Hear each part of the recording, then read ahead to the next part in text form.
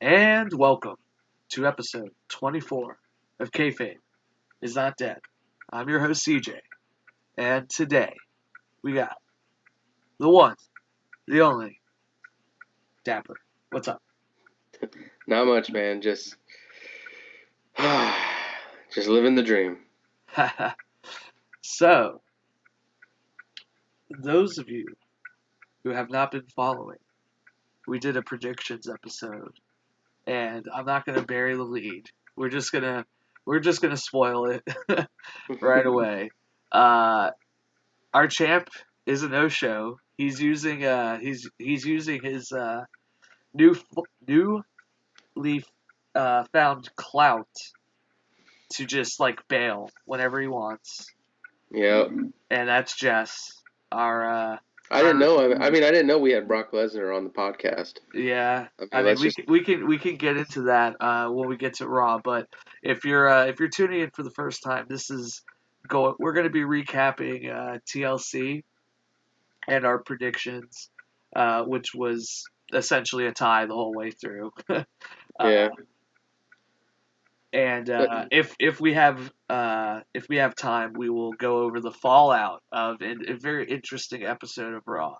But probably one of the most interesting episodes of Raw of the year. yeah, I definitely agree. It has the potential to be up there in It a has very potential to be up there in the levels of mediocrity. yeah, exactly. I was gonna say in a very tumultuous year for the product, but let's and I think that's actually a good summary of this this pay per view. It was pretty ridiculous. Like It was. this thing had so much potential, and it was it showed flashes. You could say it was phenomenal in places, but uh, in others they completely missed their mark. I that I it actually had WrestleMania matches, but poorly executed. it, I think um looking back at this pay per view at the end of the year and probably going into next year before like Royal Rumble and maybe even comparing it to the future next year's TLC. I think this is going to be looked at pretty fondly because of how ridiculous it ended up being, and Yes. just the circumstances surrounding it, and how botched it was, and just like all of these crazy factors. It's kind of like a so bad it's good. Yeah. And what we're mainly talking about the main event. The rest of the card I thought was solid. Yeah. It was nothing spectacular, but the rest of the card was pretty solid. I think the biggest thing that's starting to piss me off though about these stipulation based pay per views, which are seemingly all of the ones that are not WrestleMania, uh, not all of the matches center around the stipulation. What can we at least get half of the matches involving ladders and chairs Well, and like I tables? said, they used to, from the beginning, it was always, there was no TLC pay per view. It was a TLC match. Yeah, There was no Hell in the Cell pay per view. It was a Hell in the Cell match, Elimination Chamber match, fill in the it blank just with happened to whatever be pay per on view. like King of the Ring. Yeah. Now, pretty much, they've made it into a pay per view. And before, it used to be great where there was a ladders match, a tables match, a chairs match, when they started adding stairs, a stairs match. Now it's like they've gone back to, oh no, there's just one TLC match with 7 other matches on a TLC pay per view. It's like there was moments. I hate to say it, but like there's moments even in Hell in the Cell where I'm like, oh my god, now there's 2 Hell in the Cell matches. I feel like it's Christmas because I've been used to just one match on a pay per view with that title. Like they might as well just call it WWE Universal Championship pay per view, have a full card, and then just the main event with the actual championship on the line. Like it's no different. They should just call it main event. Yeah, yeah. We got Starcade and we got War Games. Might as well just call it Saturday Night Main Event. because that's what it is. Sunday night. Sunday night main event. Sunday night. Well, the NFL then might get involved. Like that. That's getting kind of close to like. Hey, hey, we battled the Panda Bears. We can battle the NFL. So let's just start off with the top of the card with Sasha Banks defeating Alicia Fox via submission. And Now, can I just say this about this match? I watched this match, and I know for the last couple episodes I've been crapping all over Sasha Banks. I will tell you this much. She was definitely the ring general in this match. I just felt so bad because I feel like, and I know you're going to not agree with me, she's okay compared to, she's good, really good compared to Alicia Fox. And there was so many missed punches, botched moves. I'm just like, I know you're trying to carry the match, Sasha, but I don't think you can carry a match on your own. She's like Sandra Bullock as an actress. I mean, I thought this match was pretty decent. I think, I mean, we can get into spoilers on Raw, if you want, but I thought the Raw match was a lot better. I did too. I think the Raw match was 10 times better. But Alicia Fox has a lot of promise. She does. I mean, she's the since we're going into Raw. I mean, they were part of that. Whoa! Hold on! Right? Spoiler alert for people that don't for some reason don't want to know what happened on Raw. But we're probably gonna be ruining Raw. People, it's Tuesday. You should have watched it. Yeah. Anyway, if you're a true wrestling fan, you would have watched it. Anyway, so they have this triple threat match. It's Alicia Fox, Bayley, and Sasha Banks, and whoever wins gets to be the captain, whatever that means, for the women's team in their Survivor Series match against the SmackDown female. Now, does that mean the captain gets to pick the teams? Like, we don't really know exactly. We don't really have a lot of information. Pretty much the captain is the one that decides who goes first and all that stuff. It's not necessarily the captain is the last one. When it goes like 1v1, it's not captain versus captain. And I gotta say, Raw kind of pulled it off with me because I became a Alicia Fox mark halfway through this Raw match because she is certifiably insane. She grabs the bell and just starts maniacally laughing while trying to hit it and like end the match just because she feels like it. Well, what I don't understand about Alicia Fox, and I mean, don't get me wrong, she deserves what happened, and I mean, she's been on there for so long. About time we give her something. But what I don't understand is she's been off television forever.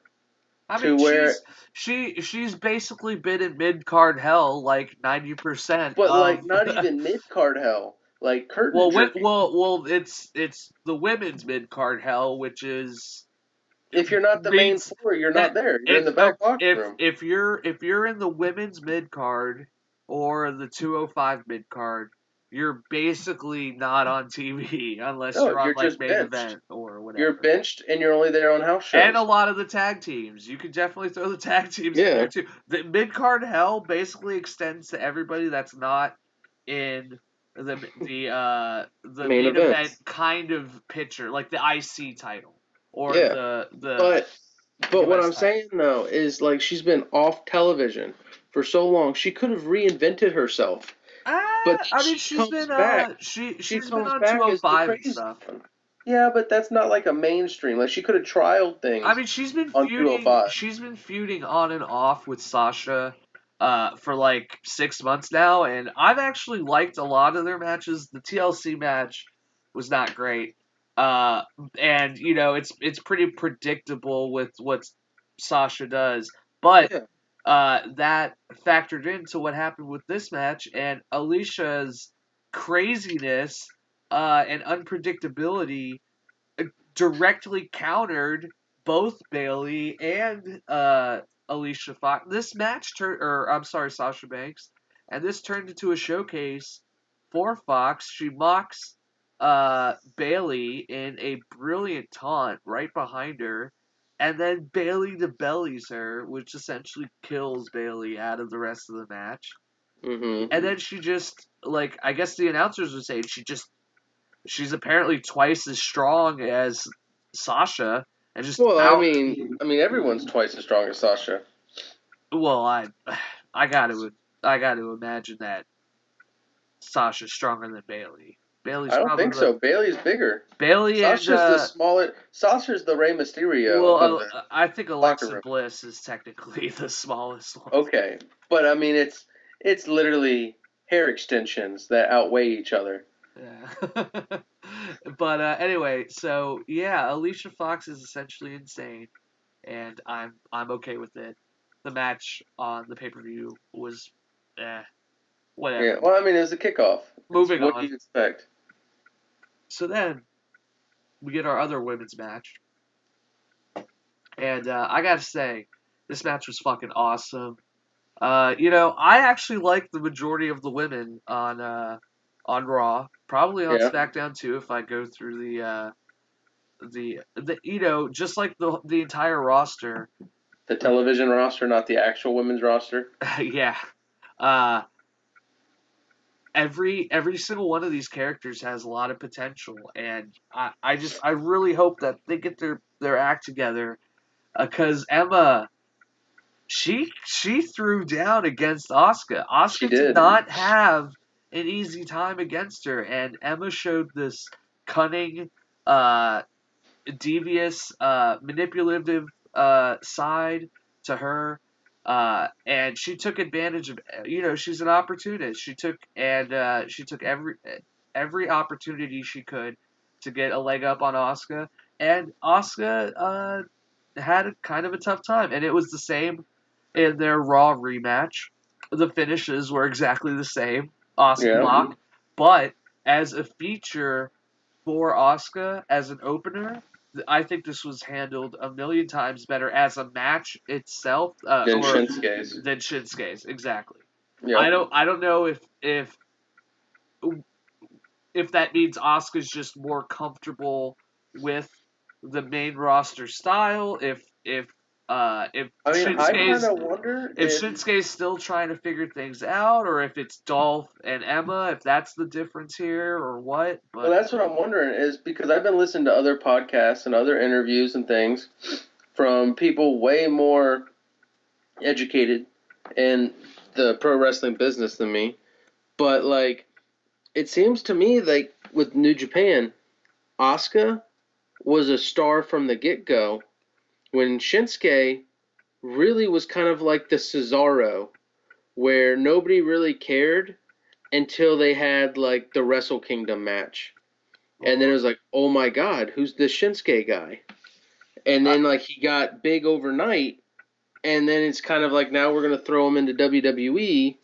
And I mean NXT, he was really good and he was a great performer. But you have to imagine NXT, you're fighting Samoa Joe, you're fighting Kevin Owens, you're fighting um, Finn Balor, like you're fighting well he never went there, but like Bobby Roode, like you're fighting great veterans that are being thrown down into the minor leagues just because of semantics. And then you bring them up here and you're like, okay, now you're going to fight Dolph Ziggler, which is a great worker, but the styles are completely different. And now you're going to go fight Jinder Mahal, which he's an okay worker, yeah, but I mean, he's like a C, and that's being like kind. yeah. And so, I mean, like, you kind of go from New Japan Pro Wrestling with great competition, NXT with great competition, to WWE SmackDown, you got competition because we're trying to save a WrestleMania match between like Shinsuke AJ or Shinsuke Finn Balor Or if they decide to swap basically Shinsuke, roster. anybody but Jinder Mahal, god damn it, or Yes. Randy Orton. Please Which God, is not why be Randy SummerSlam is going to or be Bray Wyatt. amazing. Just throwing that out there. Just watching Brock destroy him. I don't know. We'll get into that later. We'll get Yes. into fantasy booking that in a little bit. But anyway, the match itself was great for the TLC match. Asuka lands some stiff strikes. Yeah. and Emma is able to hold her own when she's able to use the ring, use the post. She messes up Asuka a couple times with some good shots. Mm-hmm. Uh, She knocked the earpiece out of her ear. but then Asuka's sudden offense, and I think what makes her so uh you know different than Shinsuke specifically. This is what makes them different performers. Shinsuke has that very stiff striking, but he is a little more methodical, like slow Mm-hmm. paced, kind of like a Randy Orton, but a striker. Yeah.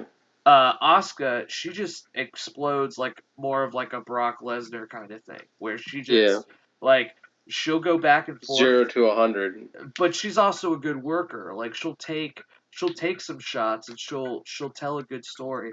But then when she's done toying with her meat, with her treat essentially, she finishes and she Yeah. is smiling the whole time, and it's kind of terrifying and it's Yep. awesome. And I mean, her entire package has been perfected, and she could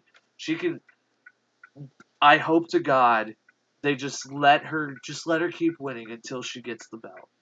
Like That's there's what I'd like to see. I want to see. WWE, this story has already written itself. Just let it go. Just let it keep Yep. going. I think even what they should do is they should do a Hulk Hogan Andre moment with her. Just let her go for a year, longer than what you did with Rusev, but just let her go for a while as a champion, and then just build some monster from NXT, or build up Nia Jax to be the Braun Strowman, and then just have them face off at once. Okay, we gotta move on to the rest of this because we got a lot to talk about. But there's Yes. one thing I oh my God, I can't help myself. Uh, Keep this to like 30 seconds. All right, Okay. so let's fast forward. Let's say it takes 6 months to a year. Uh huh. Asuka's worked her way through every single competitor on Raw. Maybe some shenanigans even happen and she gets sent to SmackDown because everybody's so fucking terrified of her. And she Yeah. goes through the SmackDown card. Like, there's nobody left for her to beat, and she's going to take the belt. She finally takes the belt from whoever the champ is. Yeah. And she has however long her reign is with the belt. Who do they put over Asuka? Because she vacated the belt due to injury, which was perfect. It was a Uh huh. perfect get out of jail card. So if she theoretically stays healthy, who the fuck takes the belt from her? I'm assuming to make this easy, we just stick with Raw. Uh huh. Okay, so stick with Raw. Okay, I got one for you. What they 30 should do. seconds. Okay. Alicia Fox. Crazy versus crazy? Crazy versus crazy. Dude, could you imagine if they let them do like a hardcore match? Yep. Like, or just like a really vicious no Or DQ match? they'll never do it. What if they bring back Santina Morella kind of a deal, where a guy dresses as a girl and wins the women's title? Oh my God. They did You're it with basically Santina you're Morella. basically talking about Ellsworth. Yeah. But I mean, she'd beat Ellsworth. But like, I mean, they had that same thing with Beth Phoenix. Beth Phoenix was like almost indestructible, and then they took an intercontinental champion, dressed him up as a girl because he was crazy, and he won and held the title for like a day or something, and someone beat him. I- But that's how they ended her, I'm because it's like you needed a guy to beat you. I'm predicting right now that when it's all said and done, I can't call who's going to get traded and who's going to get called up on the Raw women's roster by the time it is ready for Asuka to vacate her eventual belt. Uh, but I got to imagine it's going to be either Sasha Banks. I'm just going by current women Mm. on the roster. It's either Or going to Becky. be a Sasha. Uh, no, just Becky Lynch is on SmackDown. No, I know, but I'm like, if she went to SmackDown, Yeah, that's what I'm saying. We're just keeping it to Raw, the current Raw roster. It's either going to be it'd be Sasha Banks one of the four horsemen. or it'll be Nia Jax. Yeah, I agree. It's gonna be one of those because they're pushing them hard. Like Nia And just like power bombs her through a table. Like it's just like something that Asuka can't plan for, and even if she did plan for it, like there's only so much punishment your body could take. You know, yes, storyline wise, before you're it knocked should out. it should be Nia Jax, and 30 seconds. No, God no, God no. All right, so let's move on. So Elias actually has one of the greatest heel promos I've seen in a while as far as crowd interaction goes. Oh yes, Like both promos were actually pretty awesome, but the TLC one was in particular phenomenal. Uh, but he eventually, after he's done toying with the crowd, he's like, I guess I have to start over and like all this shit. Jason Jordan comes out and just starts throwing vegetables at him, rotten vegetables or whatever, trying to, I guess, piss him off and get him to stop playing. I have no idea, but eventually they get a match and it was fine. it was. Yeah, that's the best way to describe it. It was okay. You know, they both have The best. potential. I mean, the best match, honestly, with Jason Jordan and Elias was on Raw. Just like this entire card, all of these storylines that carried over kind Yeah, of were better on Raw. it But was. well, He took. the Raw one was better because I'm assuming you're gonna. I'm interrupting you, and Yeah, the guitar shot, right? the guitar shot. Yeah. That was a stiff shot. And it was. I mean, you're the doctor. I mean, when I initially saw it, it obviously looked like it exploded on his head, but It on looked like it hit him replay, right it in was his delt, shoulder. but it's his tricep. But the thing was, I think Jason Jordan Is that the came. spot like kayfabe wise you're aiming for essentially, I think you're pretty much aiming for the side of the arm because it's gonna break. You can brace it. or like the ribs? Yeah, so you're not hitting in the ribs and breaking a rib or breaking a cervical vertebrae or concussing them. Well, that Finn guitar shot was pretty fucking wicked, and he took it It straight to the was. head. He got some color.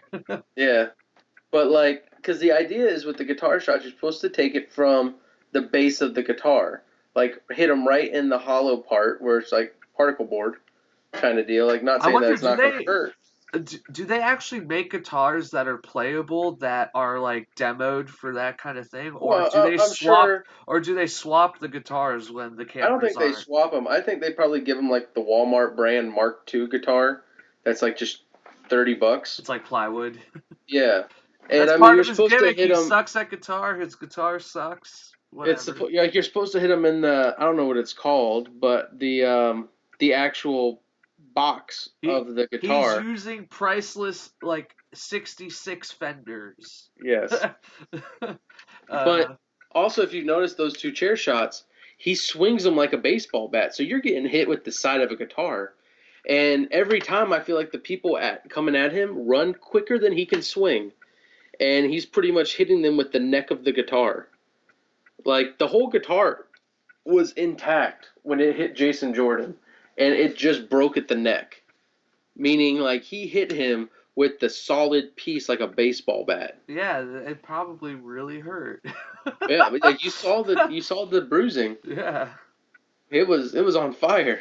But So moving on, we got Cedric Alexander and Rich Swann defeating Jack Gallagher and Brian Kendrick. yeah, I I mean, this match was one of the better ones on the card. Spoiler alert. I mean it was the typical 205 high flying. I mean I like Jack Gallagher, and I just I didn't see them losing because I thought they were trying to make something of this heel turn, but they're kind of just with it. I mean, it'll. it all depends on if this is going to be an ongoing feud That's what I mean. Like, or I hope it's an ongoing feud, and they just don't. All right, next in line, honestly like what what they've been doing with 205. honestly because it's a separate division and they do have so many cruisers, they just need to make a fucking cruiser tag team belt. They do. They need to make like couple belts. Tag team. Do like I don't even know. Do a light heavyweight belt. Do a cruiserweight. I mean, well, I guess they already have the cruiserweight belt, but Well, they should just make it like the division belt and then like a lightweight belt or something, a yeah, but featherweight or well, something. what's with the lightweight? Like, who can fight for the lightweight belt? Is that main roster and 205? Well, no, it would just be 205. Like, give Yeah, but you 205. You want to make them a legit division. Give them multiple belts. Just don't give them a championship belt because then it's like you got 20 guys fighting for one belt. so What are you gonna do? you're talking about like creating some kind of mid card. Yeah, for the cruiserweights. It's like with the women's division. The women's division was stagnant because you had 15 girls fighting for one belt, and it's like half the roster you don't even know exists Because they until someone dies and they all show up at the top of the ramp. You're like, oh my god, Alicia Fox still exists, or oh my god, Emma's still there. I thought she was gone. Who's that? Oh, that's Lana. Like the split was good because now you can see them all, but it's still you have now 10 girls fighting for one belt instead of 20.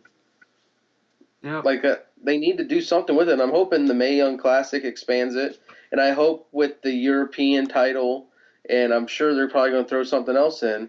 They can get some high championship belts and some mid card belts, and maybe even some tag team belts. I gotta say, as far as this Cedric Alexander Rich Swann duo, I could totally see them going after the legit tag belts. Uh, Yeah, I mean you there technically is had what Kalisto going what back the and hell forth. is holding back Cedric Alexander? Can they give him a mic? Does he not speak? Uh, I guess good as He mine. should be. He should totally be a main eventer with He should. him and like Apollo Crews and Rich Swann need to form a like crazy athletic, can do literally anything in the ring A thing high flying New Day. with yeah, essentially a better, oh my god, that's a built-in feud. New Day versus the New Day. Yeah, the new day times two. It's like a Titus Worldwide tries to like absorb like the New Day's you know branding but and like popularity Or by you know what they could do? Even if they did like Titus Brand wants to, like you said, absorb New Day, and New Day's like, no, we're good. He's like, fine, I'll get my own New Day.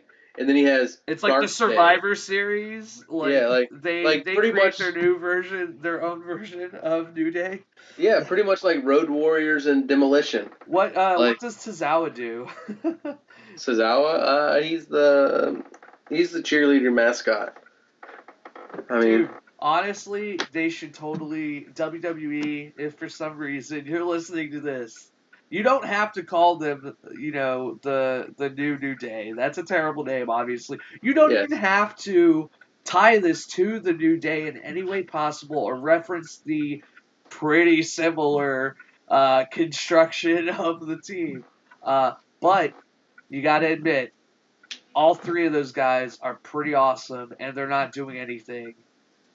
Like, they would make a pretty awesome team if they had that kind of chemistry. And we know it looks like Rich Swann and Cedric Alexander do that at least. Is Apollo Crews a cruiserweight now?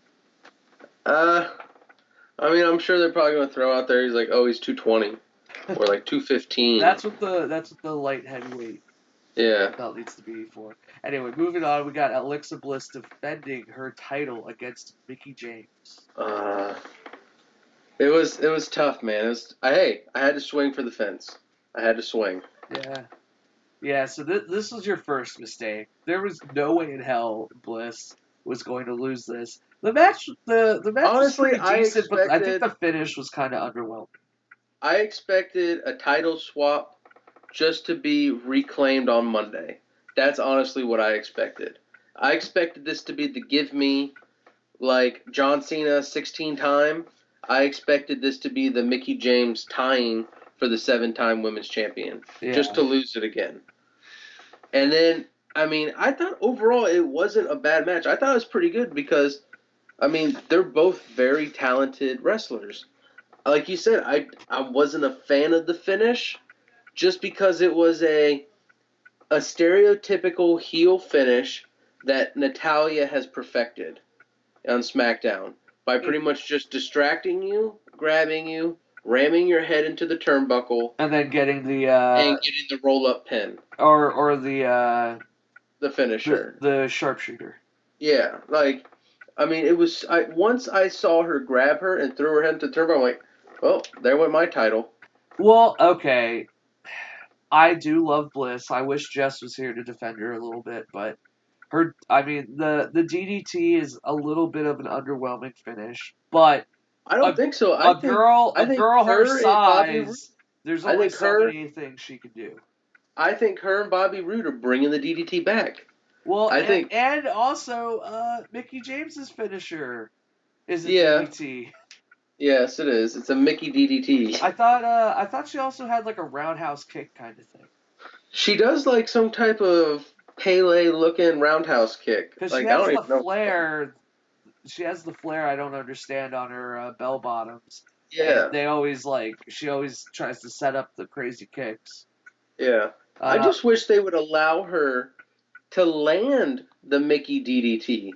well, it does look like we're gonna get a continuation of this feud though, because Mickie Yes. James on That was Raw. one thing I was at first.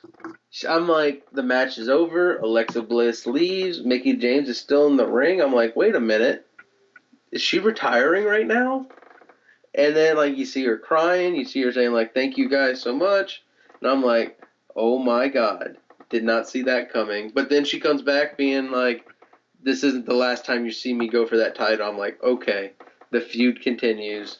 Good. There's a chance she can still tie the record." And then she hits her version of the DDT on Bliss and messes Yeah, Bliss up, and Bliss is all crying and all sad. yeah. So that's the continuation of that. Then we get the Cruiserweight Championship. Good God. Why are they ruining this division? Enzo Amore defeats Kalisto via pinfall to win the title by poking him in the eye. Hey, it's a heel finish, man. It's a But heel move. they can. I get it. You can only do this for so long, but I honestly feel like they could have like built this up a little bit slower, like give Enzo a little bit more credibility. But like it's obvious the second Kalisto steps in that ring, he's outclassing Enzo at every single second.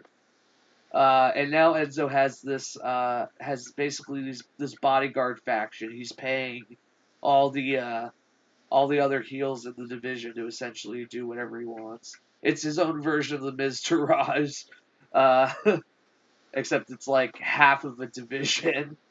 Hmm. Uh, Can I just say something real quick? I just found this out because I was interested about the women's title. Trish Stratus has the record for 7 wins, which is the most. The Fabulous Moolah has it for 28 years as the longest reign. That's insane. Interesting. And Mickey James has the shortest reign of 1 hour. Oh, no effing way. Yeah, because I'm sure that it got turned over somehow, some way. I don't know. But So, yeah, so I then we, don't I don't agree with how they did how they they dirtied Kalisto. so yeah, so And then he was so nonchalant about it on Raw. He's like, well, I lost. I wish I didn't lose to Enzo, but we're all family. I'm like, I hate you now. I well, hate you. Kalisto's just like, I'm just gonna beat you the minute we wrestle again. So I guess that kind of, I mean, he's just gonna do whatever. He's just like, He's he's really he's Lucha. he's He's gonna be really and happy. truly he's the Big Lebowski of the cruiserweights. Shit happened. Let's go bowling. That's Except pretty much what it was. I love all of uh, Corey Graves' reactions to uh, Enzo, but especially now that Enzo has like lost his voice. I don't know if he's getting the mumps, but Yeah. he's like completely lost his voice. But he on Raw he couldn't talk at all. But on Sunday he shouldn't have spoke Yeah. uh, be- because he tried to cut a promo and you couldn't really understand him. Yeah. So next up we get the best match, and I called it. I mean, it wasn't a long shot. Everybody knew going into that this was going to be the best match. We got Finn Balor for the first time against AJ Styles. And did you hear the pop of? But they didn't even touch yet, and it was the biggest pop of the night. Oh, They just stood looking at each other.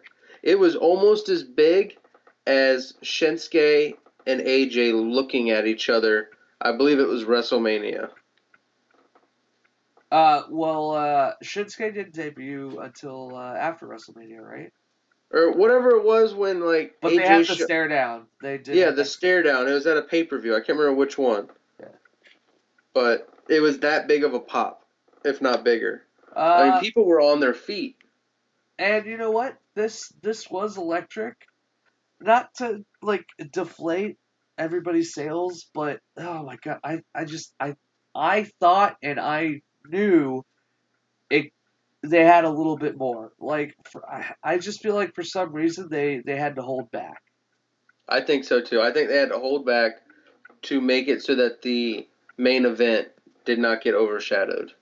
Like uh, but the match that is not to take away from this match, but it was not the 5-star classic No. that you It was knew easy a 4. you know that both of them have in them. They obviously have put on their own 5-star classics, so obviously together they have that potential.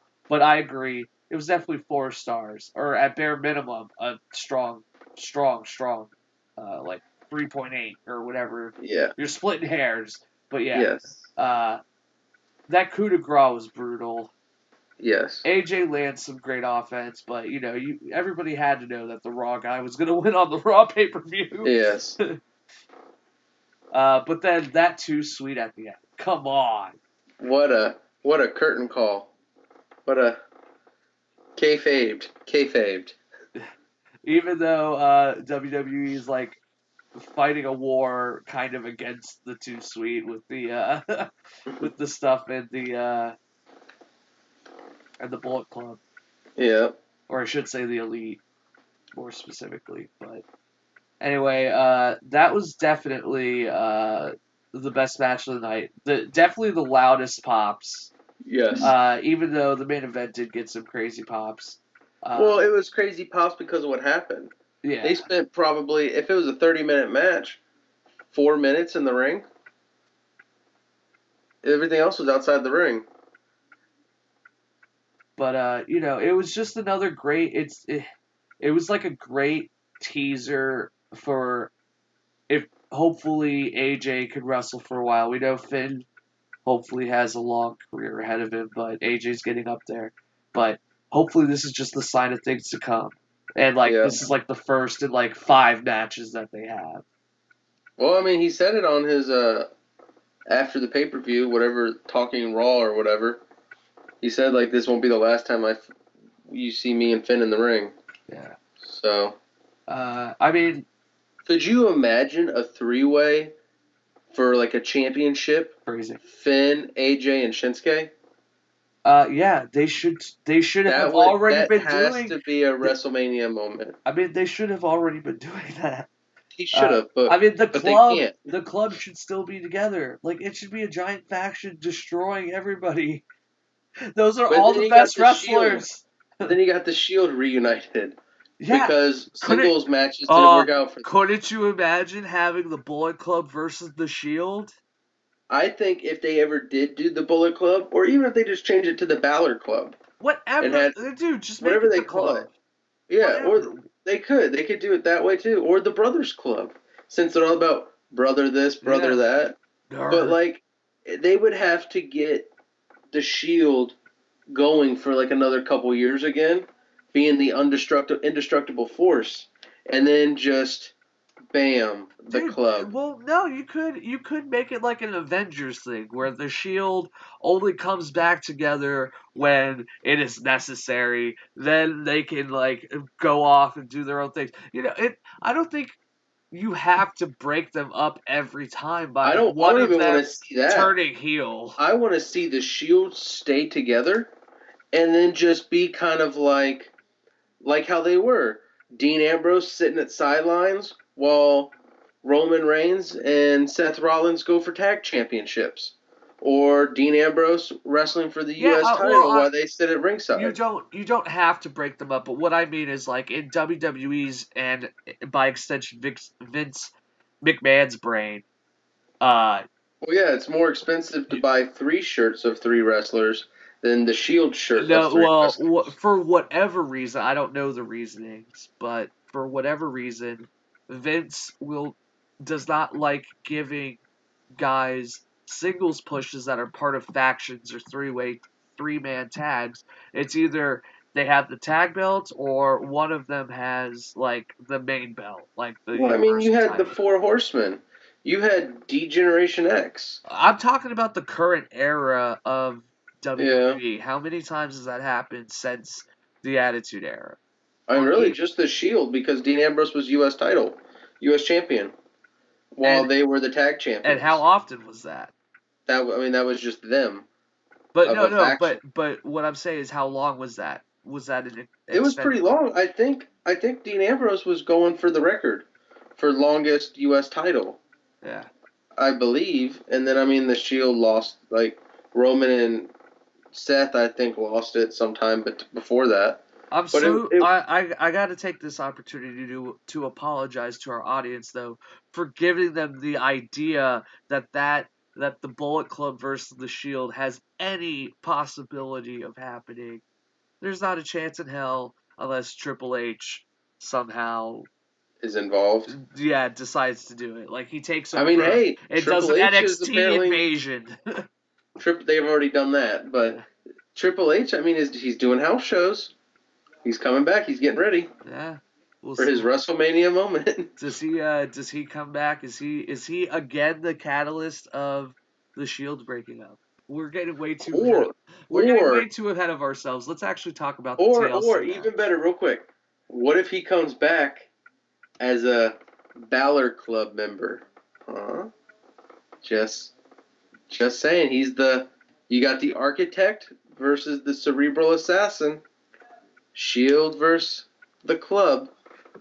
Just throwing that out there. Oh man, that would be weird.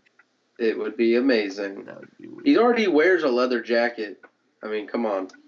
Anyway, so now we got the actual TLC match. Kurt Angle and 2/3 of the Shield versus the ridiculous odds of The Miz, Kane, Sheamus and Cesaro, and Braun Strowman. Mhm.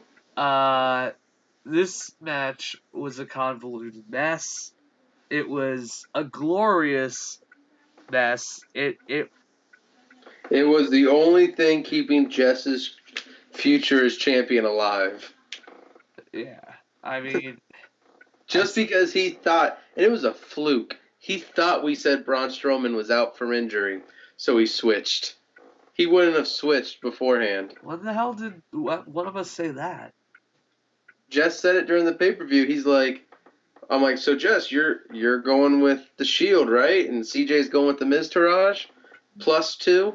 And he's like, yeah. He's like, I'm like, all right. And he's like, wait, you said Braun Strowman was out. I'm like, no, I did not, but your vote is in. And he's Oh, like, what? and I he's, would have let him changed it if I didn't. I didn't think he was like. he didn't fight for it as bad as he fought for the other changes. Oh. Well, anyway, the match was a mess. It was a It glorious was a mess, cluster. but it was a slog. If you condense this to like 15 minutes, it would have been amazing. But the thing that kills this match, spoiler alert, is the Kane Turn. the Kane extra double mega heel turn because he Double didn't cross. he He didn't. double crossed. Yeah, he didn't turn face. He didn't help the other team. He just destroyed Braun Strowman by putting him in a grave, essentially, by throwing him through the stage and then dumping like a dozen chairs on him. And I then saw that, and I'm and like, why do we keep trying to kill Braun Strowman? and then he pulls his best like Roman Reigns impression by throwing him in a by trying to murder him. uh, Yes. by throwing him into a dumpster and then closing it. But instead of it just simply closing, they have these sound effects play that make it sound like it's a fucking trash compactor and that Braun Strowman is literally dead. Yes. Now, can I just say this? What kind of public service employee allows the machine to kill a man on live television? Why is a dumpster even allowed into the building And that then way? he's just like drives away. And I'm like, where are you going? Are you just gonna drive backstage and be like, okay, Is Braun, he you get out? is he on WWE's payroll? Is he on Kane's payroll? Is he does he realize he's an accessory to murder? Is he taking him to the ambulance? So many unanswered questions. The My one thing I don't like about this though is like you just said, Braun Strowman hit by a car, Braun Strowman crushed in an ambulance, Braun Strowman compacted in a dumpster, they're gonna have to put him in and a car and have still it explode, Vince McMahon and style. he will still walk away, and you still have him lose to the single F5. Like, Well, what? this is the sign of the babyface turn. But my biggest thing and what kills this match for me is why do you not do this after the match? Uh, because you have to give a reason Why for them not to pin the two Shield members when it's 5-on-2. Does Kurt Angle really have to win? Yes. Sadly, I mean, hey, I did call that Kane was going to get put into the ankle lock or the angle lock. I did not see Kurt Angle getting the win over the Miz. There But I mean, were it makes sense storyline because you got Kurt Angle, Jason Jordan going against the Miz. there were So I do recommend that people at least find a way to watch the highlights, whether it's like through Twitter gifs or whatever. Uh, but there were some awesome spots. The Dean Seth double fall through the ladders onto the tables. The simultaneous mm-hmm. uh, spot that they did was pretty dope. Uh, the one thing I thought, okay, not the one thing. The The long main. the handful of in a great many of ridiculous things that happened in this match. But a handful of my favorite ones, though, have got to be the very beginning. You noticed it too when so they start the camera on Dean and Seth, and they've already announced. Everybody knows that even if you didn't like read the news earlier. If you were just watching the pay per view, you would know that Kurt Angle was going to be teaming with the Shield. But they start the shot off with just Dean and Seth just looking all mean and just ready to rock and roll. And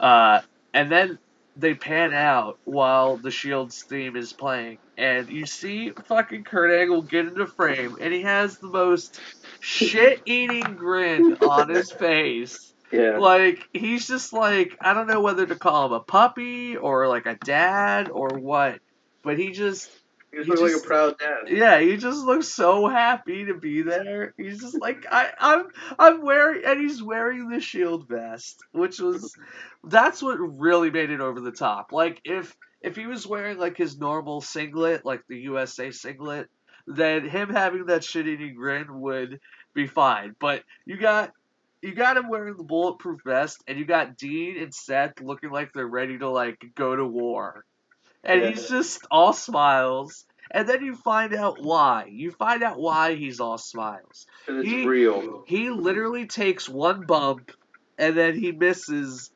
90% of the match. Hey, he's playing the part of Roman Reigns. And you know what? It's brilliant because he gets to wear the tactical vest. So even if he wasn't cleared, they probably were just like, all right, look, Kurt, we don't want you doing this regularly. You're going to go through one table, and then we're basically going to say you died. Mm. And we're not going to turn you into the Undertaker. You're just going to miraculously get up, and you're going to beat the shit out of the Miz. The funny thing about that is while he came back, like 30 minutes later, it was literally, you suck, angle slam. You suck, angle slam. Yeah, he did. Like he's Terminator style. He started with who? Cesaro, and he went through the Cesaro. table. He backflipped Cesaro, angle slammed Sheamus, and then angle slammed Cesaro through a table. Yeah. So my prediction, by the way, for spot of the match, I said I wanted angle slam Braun Strowman through a table, but he was in a trash can. Yeah, yeah, he was. He was Kalisto'd. God, we've witnessed the 2 murders on live TV. Yeah.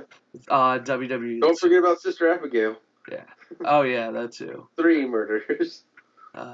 The murder of a house. But Sister Abigail was in the house. Well, she was already dead. Obviously not. She's got meningitis now, but so yeah. The triple power bomb was cool, but what the fuck? It was 5-on-3. Like, Jesus Christ. Like, yeah, but then Kane even the odds and does this bury the heels? No, I think the weapons were the equalizers. Yeah. Because that's what the Shield did. I was just super disappointed that they couldn't do it on Raw, but that's a later time in this podcast. Yeah. Okay, so do you think it's WWE trying to handle Kurt with kid gloves because they don't want him to get hurt, or is it more? I think it's more he's just not ring ready yet. Is it like he's just okay? Do you think it's ring rust, or do you think he's just too old? I think it's ring rust. Okay. And I think I think he's wrestling guys that don't know him because he doesn't really he calls it in the ring for the most part. And those angle slams, you could tell he was like, all right, let's go. And then Sheamus was like, I saw what one do I do? gif. I saw one gif where he did take a pretty bad bump, to the outside, like his head hit the apron. Yeah, it did. I think it's ring rust, and I think the competitors, like I said, Sheamus didn't know what to do for the angle slam because I don't think Sheamus has ever been angle slammed. And then Cesaro kind of jumped on his shoulders because he's like, I saw what happened with Sheamus. I don't want it to be the next one. Yeah.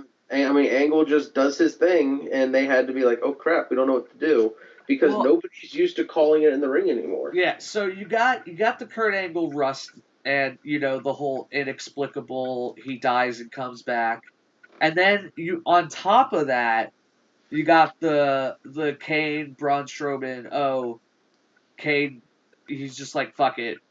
So okay, so Angle gets the pin, the Shield wins.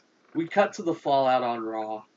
So this is Kane's explanation. I don't know whether to be like, this is amazing or this is the worst. But Kane is essentially like, you know what? Fuck Braun Strowman. I'm the fucking monster. I'm tired of motherfuckers saying I'm fucking gone. I can come back anytime I want, and I'm the biggest motherfucker here. If you want, you need to go through me. But why the fuck does he do that during the match? I think it's just to kind of, like you said, secure Braun Strowman as the babyface. But just do it after the match. Yeah, but it's the unpredictability. It's more shocking, I guess. It's the unpredictability of Kane because he's like, I'm not controlled by the Miz. But he talks now. Like, okay. Yeah. Maybe. Well, because okay. Because we all now know okay, that they're the same person. this is my new old returning fan brain. Okay, so my knowledge of Kane is basically 100% centered around fully masked. I'm simply the brother of the Undertaker. I'm literally from hell, and I'm like the only thing that the Undertaker is scared of. That's the only Kane I know. I know of his various other personas. I know of corporate Kane and all that shit, but like for some reason with this other like when he's doing the big red machine and it's this other mask, it just doesn't work for me. I don't know what it It is. doesn't. I don't, because it's not, because you see Glenn, you see corporate Kane. You don't see the monster, the demon Kane. Like he I was mean, so I wish. terrifying you couldn't see his face. Like Yes, that I like think they should didn't have they say kept. like what Undertaker burnt his house down and he was in the Yes, fucking house and he he burned burned him as a alive? baby. He Yeah. burned him as a baby. But like, I agree. I think they should have kept the full mask. They should have kept the minimalistic and Well, talking. I'm assuming as a performer, you would definitely prefer to have an open mask like what he's rocking now. Yes, but I mean, he was literally the Undertaker on steroids. Like he was slow, methodical. He was Jason Voorhees, is what he That's was. exactly what it was. And now they've kind of ruined it by letting him talk to where it's one of those things where if they were to do it, they could pull this off. But they would have to do it as if Kane's mask was the Undertaker's urn. Can we take a second to comment on one thing though? It was noticeable throughout all of Raw, but especially during the Kane promo. My God, was Green Bay like dead? Yes. Like you could hear a pin drop during Kane's promo, and like some of the crowd was like trying to just yell random shit, you know. Yeah. They And were then just there I was think they were just over it. the go pack go chants. Yeah. That was kind of dumb. But whatever. I digress. I'm not a Green Bay hater. I'm not Elias Sampson. Do not throw tomatoes at me. But I mean, I think they should have kept it, but they can pull it off as if the mask is the Undertaker's urn esque, We did where not get a return of the urn. of Braun Strowman on Raw. No, we did not, I thought he and was I gonna like that. return. I like that because that's going to make him now more tough when he comes back. So obviously that's going to be the upcoming feud, and then for I guess Sheamus and Cesaro are going to continue to be a part of the Miz Taraj for now at least, as they're Until feuding. meningitis heals. Well, until the Shield no longer have the tag teams, like Sheamus and Cesaro are gonna continue to partner with the Miz until they get the belts, probably. Uh, Yeah. but I guess that's going to be the ongoing feud. And then we got, for Survivor Series, we got Miz versus Baron Baron Corbin, Corbin. the current U.S. title. Can I just say I this don't know real how that quick? works if they lose their That's my belts. question. Yeah. My thing that I wanted to I would see from assume the it changes moment. the card. I mean, I think it should, but my thing, and I wanted to see it since day one of this podcast, and I said it then, I'll say it now. It's okay to have a Raw and a SmackDown title. I want to see a actual like WWE title and not like the Universal and WWE Championship, but like an actual WWE tag team belt. And it's like during Survivor Series and WrestleMania, that belt carries over to either side to where it's like, I mean, like, you're not going to have the Usos win and carry around 4 belts. Like, But it's just an extra notch in their belt. Maybe it's simply but then the extra plates that the name plates they they put gotta, on the yeah, they belts. gotta do something. Maybe even if they do, it's like you said, they nameplate it as the undisputed tag champions, Yeah. and they carry that for the year until next Survivor Series or WrestleMania, Oh, they'll where never they do have. that though, because that means that Paul Heyman. There's a chance that Paul Heyman could lose the ability to say undisputed when he If says Brock Lesnar loses to Jinder Mahal, I quit. I forfeit ever watching wrestling again. all right, so to summarize, did you have any final thoughts on the TLC match? Because it was, to me, to summarize that, I think it was a B. it was a I, beautiful mess, but it was way too long. I give it a borderline. I give it a C minus. See, I give it a B for the sole fact that they had 3 good matches that brought up the average of the rest of the Oh, card. no, no, no. I meant just the main event. Oh, I mean, I'd give it probably like a C plus B minus. Okay, and then the card itself, you gave a B. I give the I card agree. I give the card itself a C, or the show itself a C. Jeez, you're a tough critic.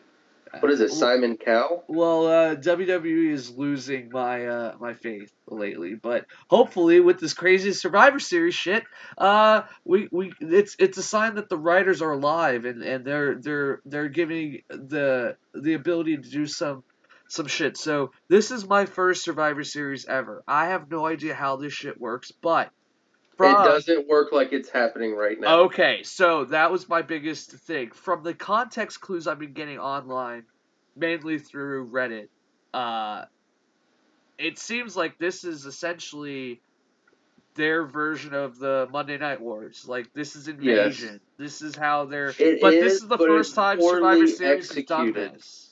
Yes, but it's poorly executed. Normally, Survivor Series is kind of like It's just a contest of champions. not even that. Normally, Survivor Series is just one match where it's 5 versus 5, and it's like something big's happening because of this. What was the Like origin? that's what it is. It's just 5 versus 5. Yeah, but was it like when they first bought WCW or like ECW, or was this like Neither. Either this Smack? was when it was WWF, like Ultimate Warrior, Hulk Hogan running strong, Hulkamania. Oh, It so was Hulk just had his team, and then yeah, it was just always like good versus bad. And uh, it was like the 5 top guys versus usually it's like a tag team, the champion, and like somebody else, intercontinental champion, versus the runner ups, kind of like we want to fight the champions, I kind of got you. deal. I got But now they've turned it into Night of Champions, pretty much. Champion versus champion. I'm completely okay with this angle. I know they've been doing the brand versus brand through Survivor Series forever, and this is like, even though they have that kind of stuff during the Rumble and WrestleMania, this is billed as the brand versus brand show. Now we They actually shouldn't do it on Survivor Series though. They should just get rid of Roadblock and do Raw vs SmackDown pay-per-view and have Raw vs SmackDown. well, let's just get to it. SmackDown invaded Raw at the end of Raw. And Poorly executed, by the way. I'm not gonna say it was the worst, but it wasn't. They only had so many ways to do it, but It didn't they had make sense. so many wrestlers that they couldn't get through the hallway to like attack multiple wrestlers at What once. didn't make sense though is you had, just throwing some names out there, Ty Dillinger, Babyface, attacking people. Okay. Let's first explain what happened. So essentially, Kurt Angle is about to announce the Raw roster for Survivor Series. Survivor Series, and then out of nowhere, Shane McMahon returns. I think this is the first time we've technically seen him since Hell in the Cell and dying. Once Yeah. again, another wrestler coming back from seemingly death.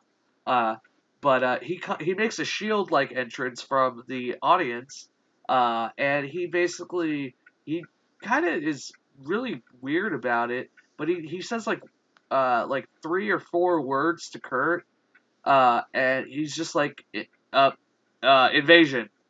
And then out of nowhere, like half of the SmackDown roster, both babyface and heel alike, all wearing SmackDown, at minimum SmackDown shirts. I don't know if people were wearing like SmackDown trunks or anything like No, that, just the shirts, but like they did they during the essentially division. surrounded the ring, and Shane then just tells Kurt to fuck off, and Kurt like runs away with his tail between his legs. And after Kurt like leaves, the he sicks the SmackDown roster onto the backstage area, and Here they was my problem. I forget the list of everybody that they ran into, but essentially this mob of SmackDown. They ran Uh, into Titus O'Neil and Apollo Crews. they took them out very swiftly.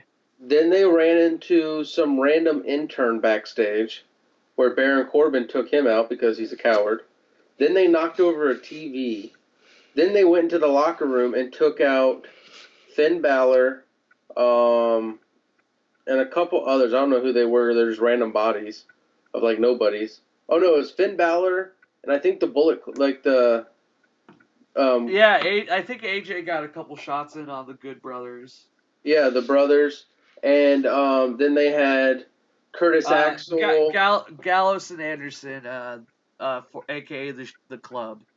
Or not Curtis Axel. What's the dude's name that used to tag with Zack Ryder? He's like has the longest losing streak. He's like the Star Factory guy. Aiden English. No, he used to tag with Kurt Hawkins. Kurt Hawkins. Kurt Hawkins comes out with somebody else, and then they go through them. Sorry, Kurt Hawkins and Aiden English marks. They're good at their jobs. Yes, and then it goes back to finishing off with the Shield knowing this is happening to like sneak attack them, but obviously with it's chairs, but they could only do so much because there's literally like 20 of them. Yeah. And then somehow they grabbed Kurt Angle and walked him back to the and they make ring. Him watch or whatever. Yeah. Jason Jordan was attacked too. Oh yeah, by Chad Gable. Chad Gable got the first couple shots. This is what I don't understand though, is you have, like you said, baby faces and heels working together, which is now turning the entire SmackDown crew into heels because Daniel Bryan had nothing to do with this. They just really love SmackDown, guys. They do. They're tired of Raw's. They're tired of Raw's bullshit. What made no sense to me though is why do you have Chad Gable going after Jason Jordan? I'm like, dude, you upgraded to Shelton Benjamin. Why are you angry? Yeah. Anyway, I think I like the angle. But the like you were getting at the execution was horrible. Yeah, I'm actually okay with the faces being involved. I think if it was executed a little differently, it would have. But the execution of the original Invasion was so much better because it wasn't like mob mentality. It was like surgical. You have the camera guy going around, and you got like Edge and Christian fighting Dean Malenko, Eddie Guerrero in this one area. You got The Undertaker and Kane and Chris Jericho fighting a couple guys in the ring, like Triple H and all this stuff. And then you have like Steve Austin rolling in on his truck with a steel chair, and he's just going through the building where there's the little mini pots of people and just taking everybody out until he gets to the ring, where like Ken Shamrock, Undertaker, Kane, Chris Jericho, like the main eventers were there. And I'm like, that's how the Invasion should have been, where it was like little mini attacks versus this giant like Persian army versus 300s wiping everyone out. So I would say final thoughts to summarize. If time is limited and you want to watch, just the highlights, personally I would say watch like on fast forward the main event. Watch one of the Oscar matches. Watch the Invasion. Truly, you wanna fast forward through this? Watch Raw. Yeah.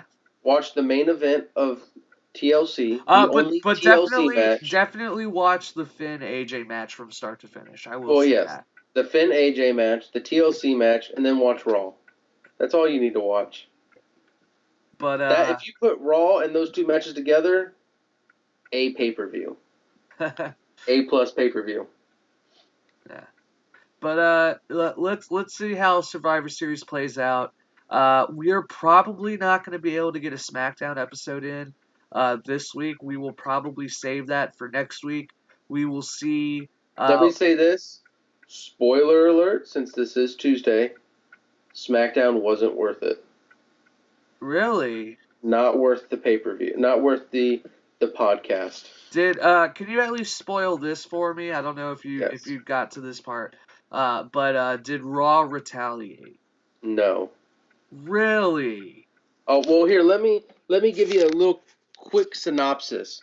And really, when I say synopsis, 2 matches. And are KO and Sammy involved? Yes. Okay. Sami Zayn, best part of SmackDown, as heel Sammy, going face to face with Shane. He's But he is he going more like dastardly heel? he is. His trunks are all black and gray now. Oh my God! No! Sammy, Yes. no! But and he comes out differently during you're the his fun-loving Scott guy. his entrance, like the not the pyro, but the effects are different. It's the same song, music. same music, different effects. His entrance dance is a little different, and his trunks are different, and his persona is different. But pretty much, quick synopsis of SmackDown.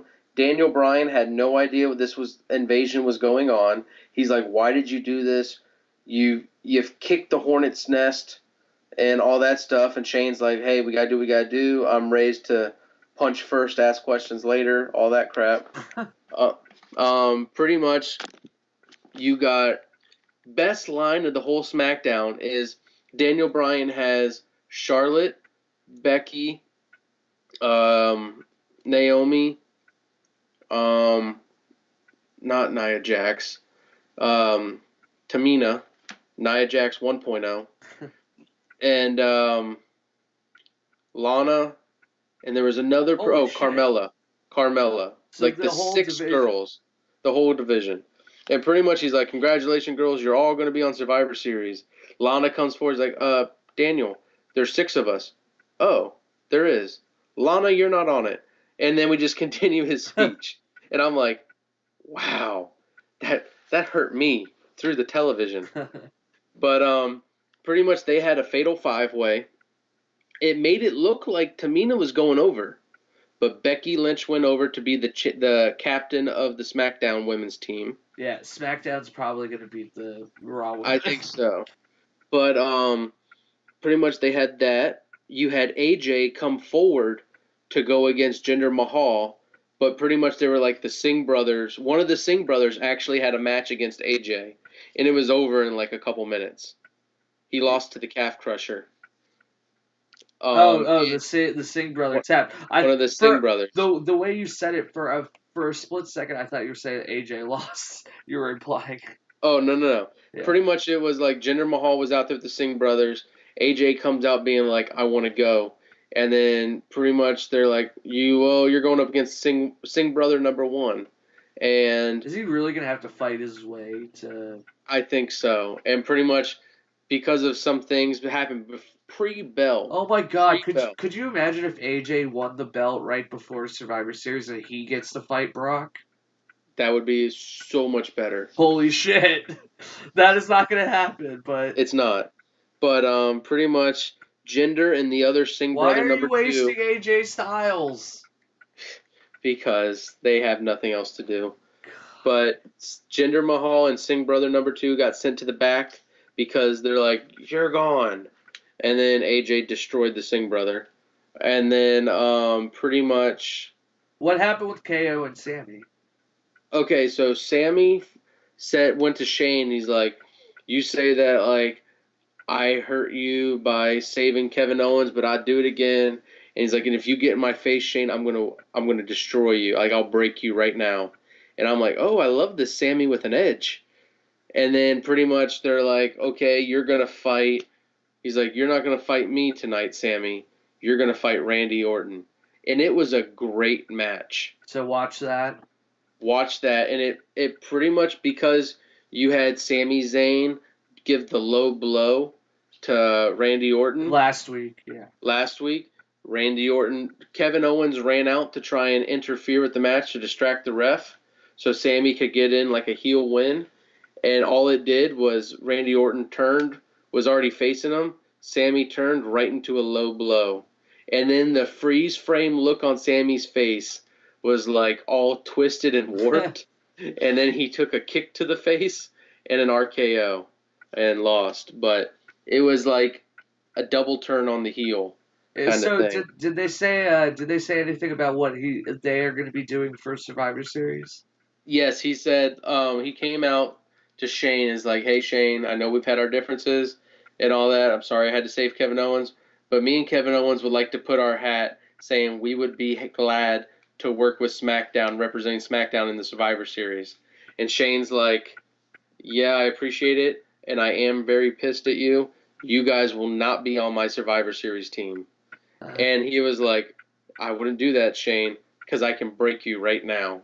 And then that started that thing. So they're definitely gonna That's have, Sammy said that though. That's like yeah, something out of KO's book. yeah, pretty much. Sammy's got an edge, and you know what? I like it. I was I was the fan of Sami Zayn as in like, oh, he's so cute. Now it's, damn, Sammy's got edge, and I like it. See, I've been a Sami Zayn mark this whole time. Jess Yeah, hates him.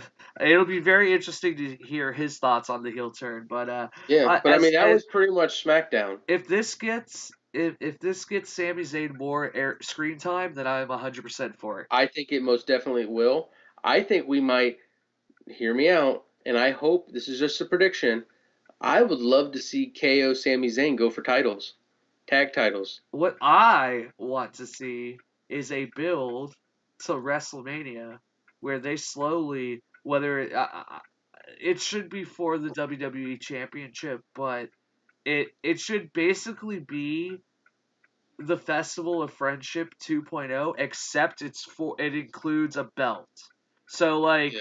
so Or you like know what I want to see? Even if they build to that, Sammy turns on no, KO. that's exactly what I was getting to as well. So the heel tag team where it's kind of KO is face and Sammy is heel. They they uh they just tear their way up through the division, and then uh one of them wins like a triple threat, and they win the number one contendership to fight whoever, whether it's gender or whatever, at the pay per view like right before WrestleMania. Yeah. And then it's like, I don't know if it's like a Money in the Bank kind of thing or Elimination Chamber kind of thing or whatever, but Sammy betrays KO and he wins the belt and he becomes the champ. Now, whether that's a double turn and KO goes back to being the Omega heel and Sammy is face again or whatever, Mhm. but like Sammy definitely deserves a title run. Ultimately, he could be Daniel Bryan 2.0. Yes. He has that kind of potential, and in the long run, he But is I a want to better. see him He as a is. heel. I can't wait to see him as a heel to see where this goes. But I think most people would agree that he is a natural babyface. He is.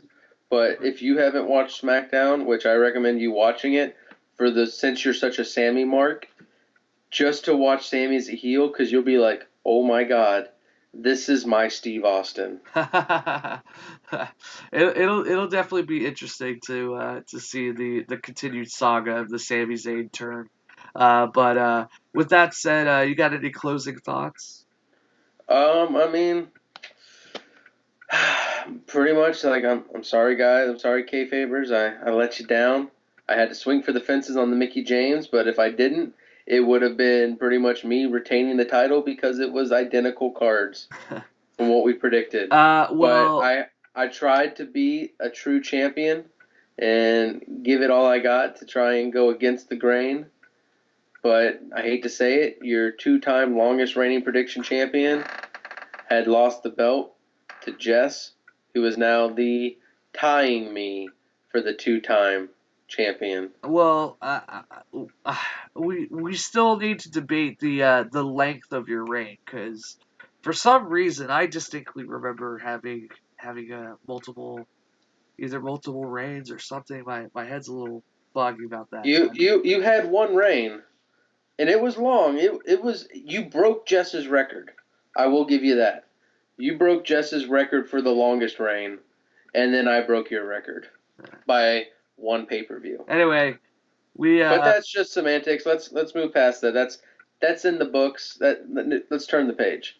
so yeah, I mean I really hope this invasion stuff builds up to something like actually climactic. I hope the payoff's awesome. There's so many different like feuds there's so many amazing matches or moments that we could potentially get out of this. Real quick. Let me say one thing about the sum up of the invasion. What I thought when they brought Kurt Angle out to the ring, I thought they were going to bring him to the ring. Well, I think they did, I guess. But when Shane's like, "Do you got any last words?"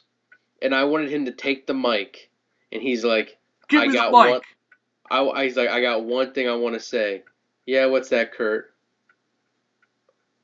Brock Lesnar. And him just be the Steve Austin of the original Invasion angle Yeah. and just wipe everyone out.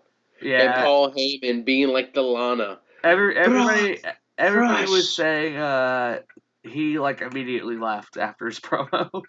He did. And when they went backstage and fought like 8 people, I'm like, we just had a Raw pay-per-view, people. Where does everyone go? Did they all went home? Yeah. Yeah. But we'll definitely catch you everyone on the next episode as we continue this build to Survivor Series and this cross promotion, and maybe NXT will get involved. But with that, we'll catch you guys on the next episode of Kayfabe is Have a not good dead. one.